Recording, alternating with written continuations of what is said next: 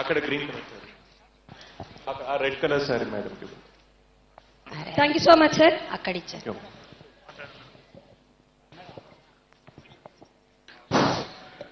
ఈరోజు నా జీవితంలో ఒక అద్భుతమైన రోజు అని చెప్తాను సార్.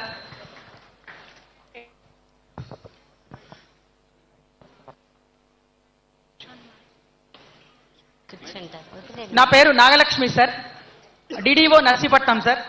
ఈరోజు ఒక అద్భుతమైన రోజుగా నా జీవితంలో భావిస్తున్నాను సార్. ఎందుకంటే ఇంత చక్కని మీటింగ్లో పాల్గొనే అవకాశం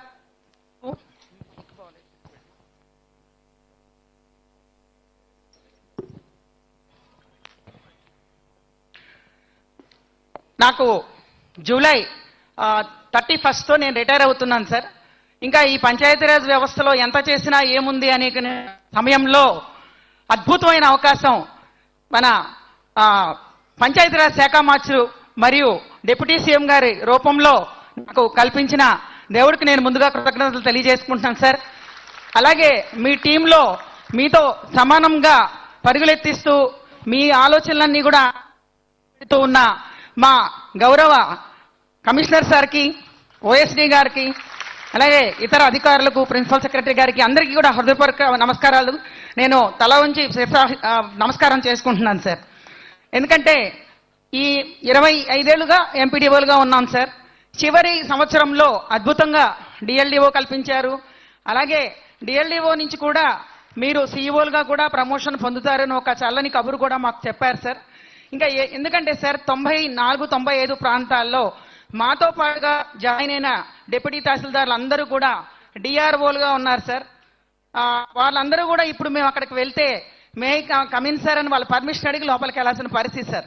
ఒక రకంగా ఉద్యోగం చేశాం సార్. ఎంత కష్టపడ్డా కానీ అక్కడ మేము చాలా ఇదిగా అయ్యేవాళ్ళం సార్. వాళ్ళతో సమానంగా ఈరోజు మాకు చివరిలో కూడా అవకాశాలు కల్పించిన మిమ్మల్ని జీవితాంతంగా మేము గుర్తుంచుకుంటాం.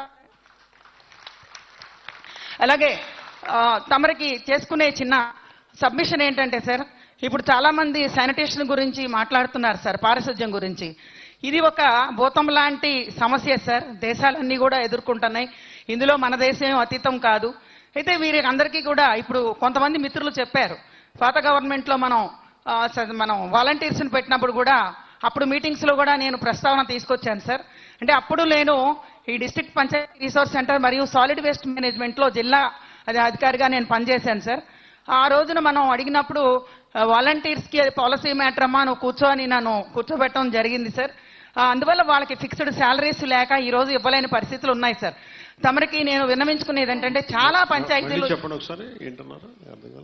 సార్ గతంలో పాత గవర్నమెంట్లో వాలంటీర్ వ్యవస్థ వచ్చినప్పుడు రివ్యూ మీటింగ్కి పిలిచారు సార్ మమ్మల్ని. రివ్యూ మీటింగ్ పిలిచినప్పుడు నేను లేచి అడిగాను సార్, వీళ్ళందరికీ కూడా మీరు నెలకు 6,000 ఇచ్చినట్టుగా హరిత రాయబారులు కూడా 6,000 ఇవ్వచ్చు కదా అని అడిగితే ఇది పాలసీ మ్యాటర్ అమ్మా మీరు మాట్లాడకూడదని కూర్చోబెట్టారు సార్. సో అది ఆ కొరత ఎప్పుడు బాధిస్తానే ఉండేది సార్.